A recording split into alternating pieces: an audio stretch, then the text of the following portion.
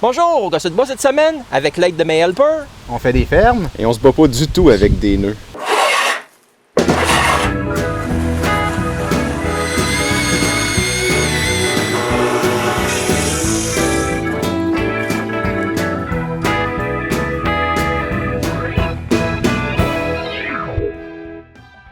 J'imagine que mon atelier va ressembler beaucoup à ceci.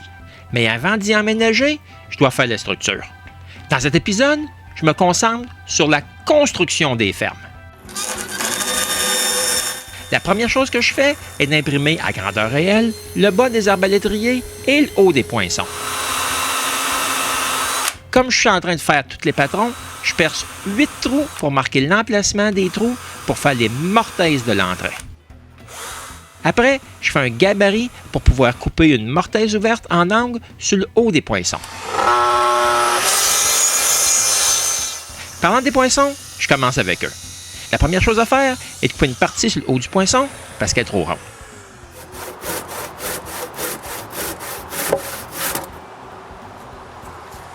Ensuite, avec une surface presque carrée, je trace la forme en queue d'aronde sur le haut du poinçon. Je me suis inspiré d'une église du Vermont datant de 1822 pour faire la forme du poinçon. Ensuite, avec mon nouveau gabarit, je coupe les épaulements de la mortaise ouverte du haut.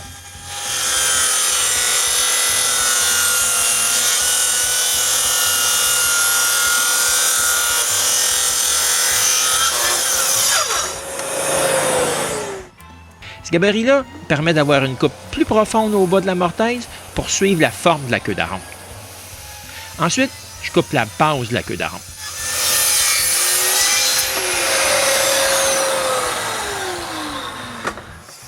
Des côtés,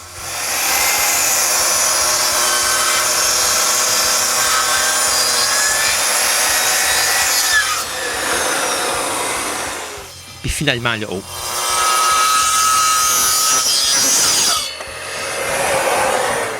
Le reste des coupes, il est fait avec le scie va-et-vient.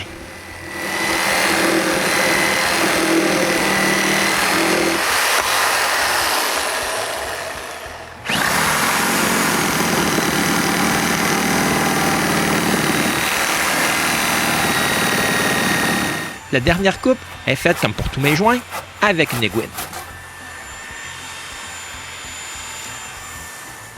Ensuite, les joues sont fignolées avec des outils à main. Avec mon patron, je peux vérifier si tout est parfait. Si oui, j'enlève le bois pour créer la mortaise.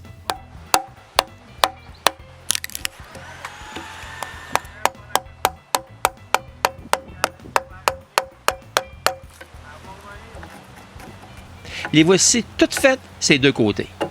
Il n'en reste plus que 4 autres à faire. Après, je m'attaque aux entrées. Avec leurs 365 livres, juste les déplacer devrait être un sport olympique. La première chose que je fais est de couper un côté droit.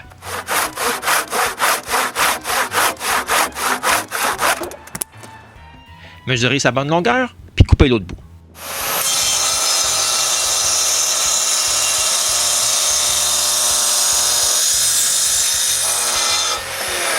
Après que l'entrée est à sa bonne longueur, je trouve le côté le plus courbé, puis je décide que celui-ci deviendra le haut. Après, on le tourne avec le haut vers le haut. Avec mon gabarit troué pour les mortaises, je marque l'emplacement des trous.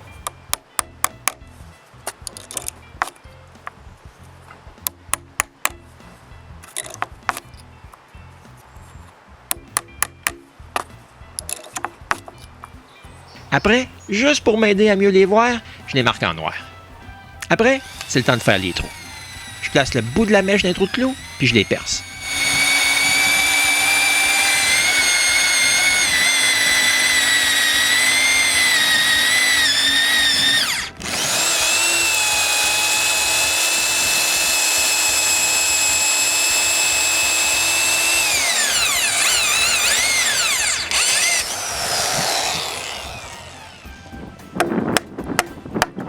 Quand les 8 trous sont faits, je nettoie entre les trous avec un ciseau à bois.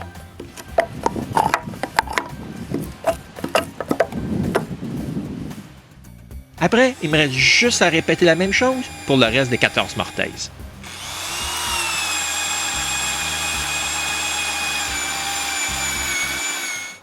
Ensuite, avec une corde, je trouve l'offset pour la base du poinçon, puis je la marque au centre de l'entrée.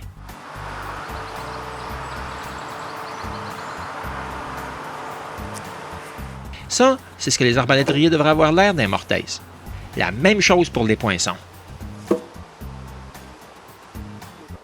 Après, je suis abasourdi. 3 de mes téléspectateurs sont venus nous aider un samedi. Déplacer ces grosses poutres-là de 335 livres, c'est beaucoup plus facile à 4. Maintenant, il faut faire les bases des arbalétriers. Avec mon patron, je trace la première. Ensuite, je fais une série de coupes pour faire le tenon.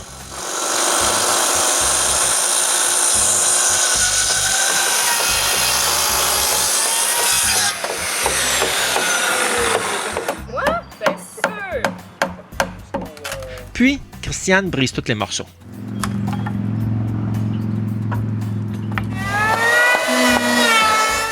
Vincent, lui, c'est le plus chanceux, il fait tous les tenons avec le plus de nœuds.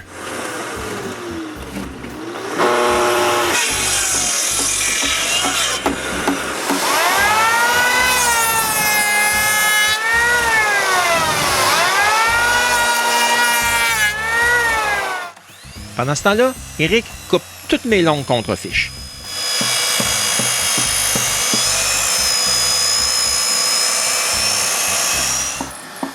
À un certain moment, le chantier de construction avait l'air d'une vraie manufacture.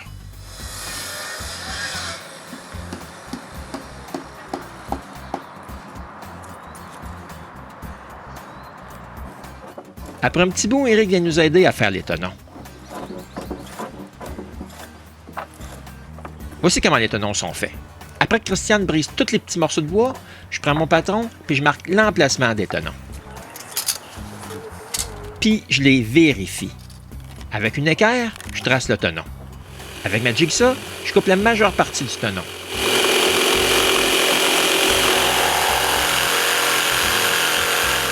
Le reste, il est fait avec le scie va-et-vient.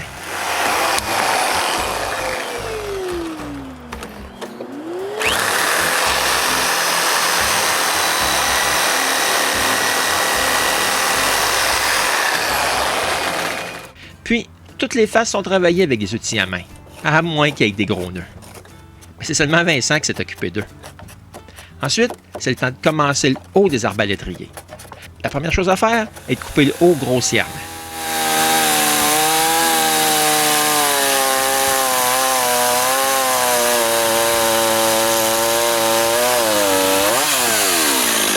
Ensuite, on essaye les tenons mortaises.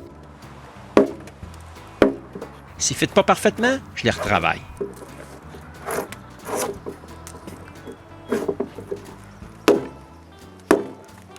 OK, c'est bon. Quand les deux côtés sont corrects, on met le poinçon par-dessus les arbalétriers, puis on centre le tout. Quand le tout est bel et bien centré, je marque le tout.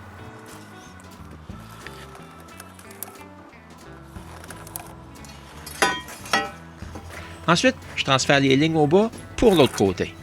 Après, on sort l'arbalétrier de l'entrée, puis je fais le tenon du bout.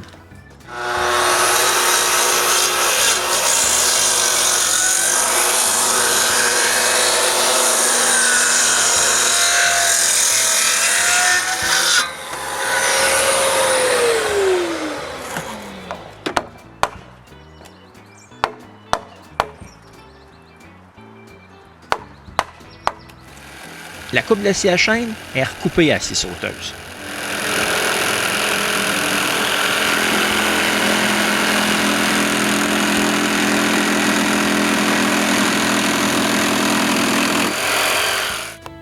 Ensuite, le poinçon est coupé à sa bonne longueur, puis je fais le tenon du bas.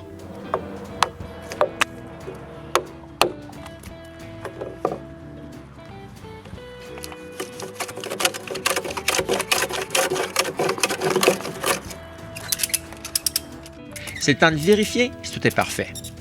Ici, on remplace la gravité par des binders.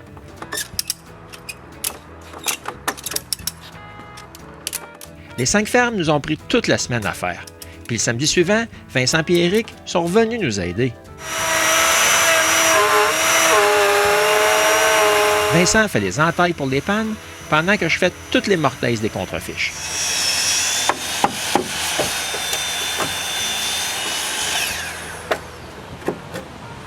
En parlant de contrefiche, Éric en fait encore.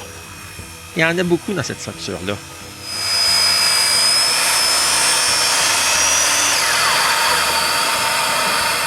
Mais on n'a pas toujours de l'aide. On est souvent seul et il faut beaucoup de créativité pour déplacer ces grosses poutres de plus que 300 livres. Mais tous ces efforts sont bien récompensés quand je regarde de quoi ça a l'air un coup posé en place. Puis si vous voulez voir comment le tout s'est rendu là, il faut revenir me voir au Gosseux de bois.